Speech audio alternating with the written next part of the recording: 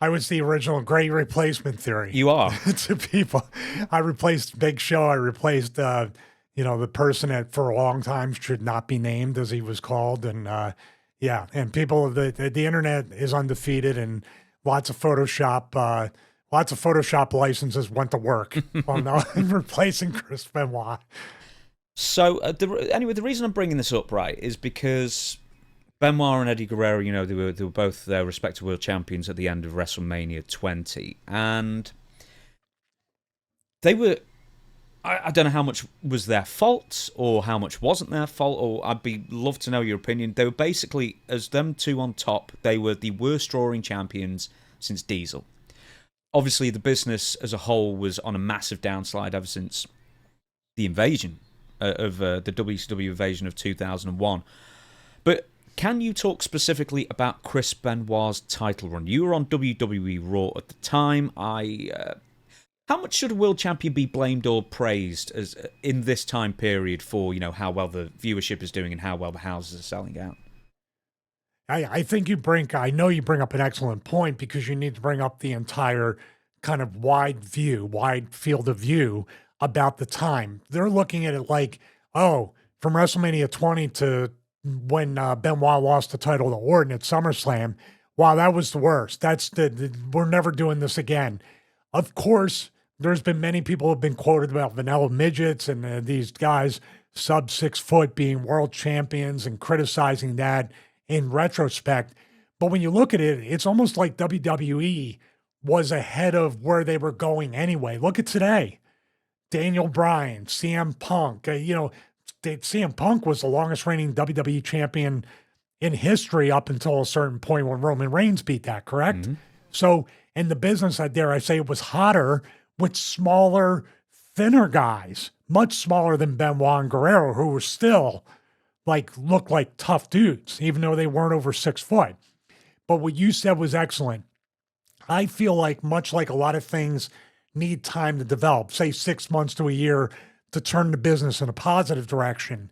In this case, WCW going out of business, that invasion angle, no competition, and the quality of the entire product, they were phoning it in. It looked like, at least, and felt like they were phoning it in because there was nobody to compete against.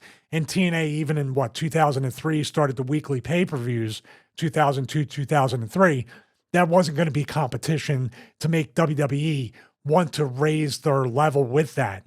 So maybe they just said, let's go a different direction and have these two guys as champions and see how we draw, much like they did with Brett and Shawn. That experiment worked with that. And dare I say, like I said before, Benoit and Guerrero are bigger dudes than Shawn and Brett. They're at least, more muscular and thicker guys. So I think this is where the business from 2001, with the sale of WCW, no competition, and the level of creativity going down over those 3 years, that's what caused this to finally get noticed. And of course, they're going to blame the two guys that they shifted from the monsters to blame them. I don't believe the world champion does. The world champion, if they're interesting, like in Austin, creating sellouts and everything, and really shedding the early to mid 90s where they were really hurting for money, and then defeating WCW, that can be said. But just as much, they're probably blaming the world champions for the downturn that was 3 years in the making. That's the way I looked at it being part of the company. We knew the second that Vince did that simulcast and WCW was no longer a place for the boys to go or the girls to go, and no longer a place to keep WWE honest and raise the level of creativity. That's my point. I mean, I know it's a long tangent, but you can't just say yes or no. There's reasons leading up to this.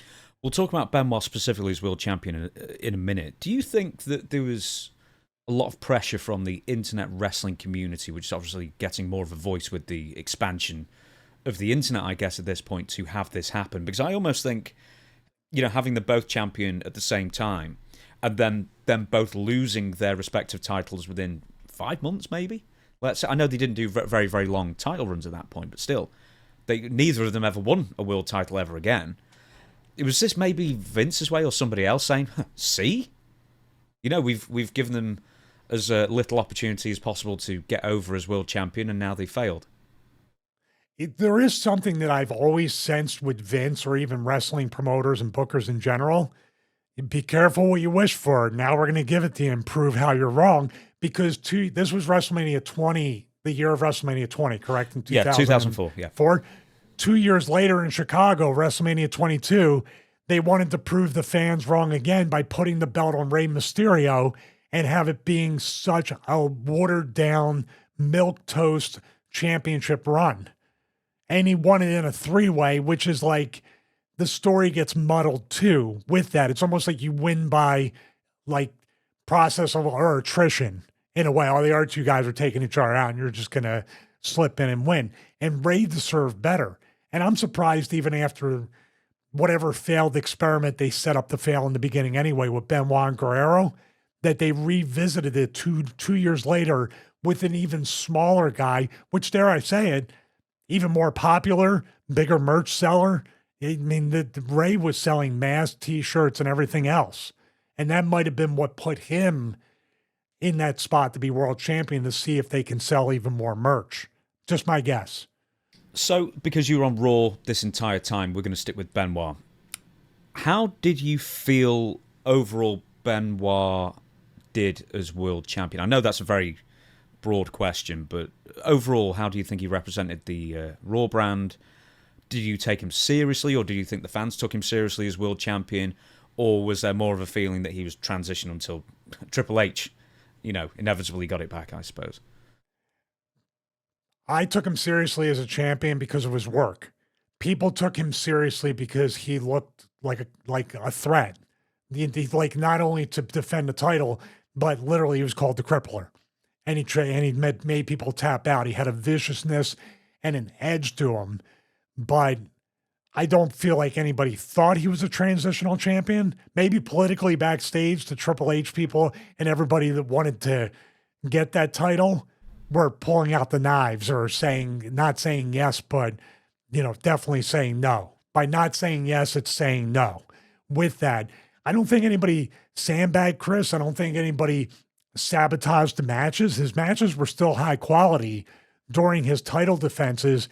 What hurt Chris in my mind, and it didn't hurt Eddie. I don't even know why they took the belt off Eddie, because this is where Chris really fell short. How did you feel about Chris Benoit? I know people how they feel about him now.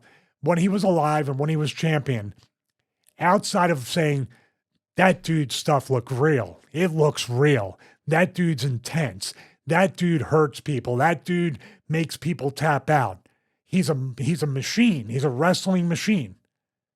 Okay, well, why should I care about you? What are you saying? How are you telling a truth about Triple H or your challenger? How are you bringing a personal issue? How is somebody attacking you personally? With Eddie, the substance abuse coming back from that, being rehired and winning the title against Brock was all a Rocky story, if you think about it. But he was also the most charismatic person in the company as well. But I'm getting to that. Sorry. That's where the Eddie part is the bigger mystery, because he comes out with the lowrider, the bounces, the music is there. He's got it's fun. I get goosebumps thinking about Eddie's entrance because it's such a high energy, fun entrance that people can get into. Oh, what car? Even something like, hey, what car is he going to come out to today with the entrance? That's something to watch.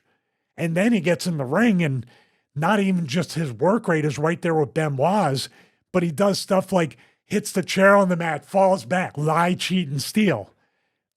That's why, like, Benoit's one thing I can understand it kind of getting, the leash for whatever with Chris was short because he only had so much to offer, and the promos weren't great.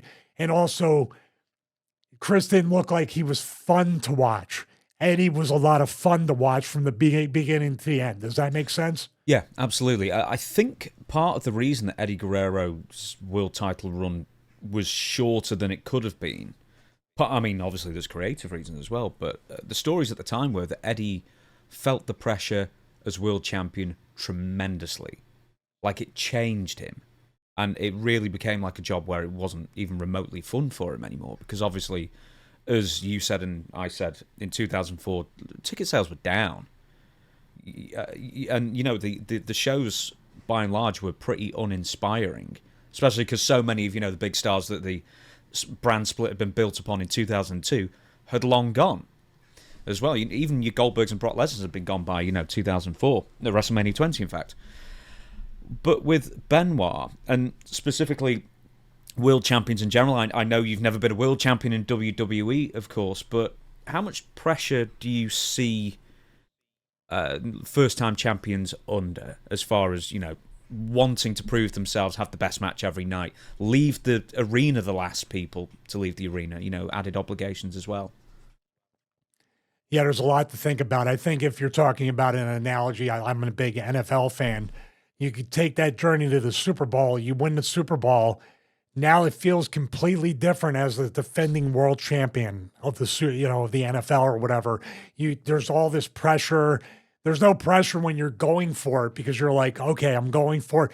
Then when you get there, and this is another analogy I just thought about. It's a lot like getting into wrestling and wanting to go to WWE or be on TV. You have an idea what it's going to be like. You have a dream. Oh man, when I get there, I finally made it, and then I can relax, and then I can really enjoy my time because I reached the top of the mountain. But then you realize it's not exactly what I thought it was going to be, no matter what level you're on. Maybe Eddie won the title and then felt the immense pressure, and maybe he was paying attention to the gate, paying attention to the pay-per-view buys, paying attention to things where the business became a business and not fun anymore for him to let loose. Now, did it translate in the ring? Not that I noticed.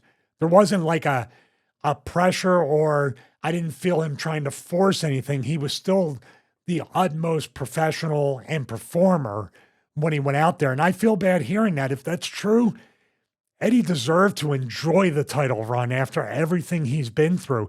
And this is something, can you imagine if Eddie Guerrero, in Eddie Guerrero Prime in 2004, existed today in the current TKO Endeavor WWE?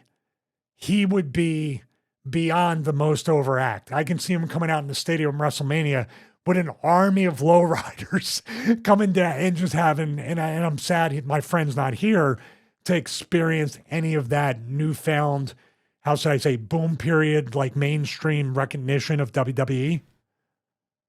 We can come back to Benoit in a minute. I also want to make mention that John Bradshaw Layfield, he was similarly having issues as WWE champion as far as being a draw. I also want to bring this up with SummerSlam 2004 because both he and The Undertaker were booed. This was in Toronto, by the way, which of course they're going to boo everybody. But The Undertaker was visibly angry in the ring at this point. And the thing is, I think at the time, no one took Bradshaw seriously as world champion. But over time, as you look back on it, it really was a pretty good run for him as well. And I think it was just because it was in just almost the dark ages of 2004 that it doesn't get appreciated enough. And also, the SmackDown roster was terrible in 2004. Well, also, if you look at it, and John doesn't deserve any blame either, because once again, you had probably, I give him credit because he went from APA Bradshaw to John Bradshaw Layfield almost overnight. Yeah, well, the reason was because everyone was injured. I think everyone was injured, and Vince just went, you. And he got his opportunity, made the most of it as well. But it's tough for the fans to go from tag team mid-card guy to the man in SmackDown. Well, and Eddie has all the credit in the world for helping that happen. He deserves 100% of the credit because it was up to him to go out every night, cut the promo, and he changed his look completely from long black hair, beard or mustache, goatee to light, but his natural hair color, I assume, which is like mine, like a light to mid brown. With that coming out with the limo, all that stuff, completely different music, and being a heel and repeating, I'm a wrestling god. I'm a wrestling god. And that's the thing about that. John, I don't know if you could look up exactly how long his title run was, but even outside of the title run, the JBL character lasted for years and constantly had a twist, constantly had a turn, constantly had somebody to work off of. And dare I say it, it was a smart idea to put the belt on John because you needed not only to establish John as a top guy, establish him as a champion, but most importantly, have a heel champion for people that want to buy tickets to see the heel champion finally lose to a babyface they care about. Babyface champions with Benoit and Guerrero, that could be another thing. And I've been independent champion on a few companies, and even on that level, when you have a babyface champion, it gets stale real quick. Real quick. Because guess what? People don't want to buy a ticket to go to a show or buy a pay-per-view to see someone retain the title. Deep down, they want to witness history and witness the title change. That's why a heel champion and a heel chasing a babyface is never going to draw as much as a babyface chasing a heel. Tommy Dreamer, number one example, not a title on the line. Dreamer chasing that elusive win for years and years and years against Raven. That's what drew. If Raven chased Dreamer trying to beat him, we're like, you're a piece of crap. You're a heel. We don't care about you. Do you see what I mean? Mm-hmm. Tommy shouldn't fight you, and Tommy keeps beating you.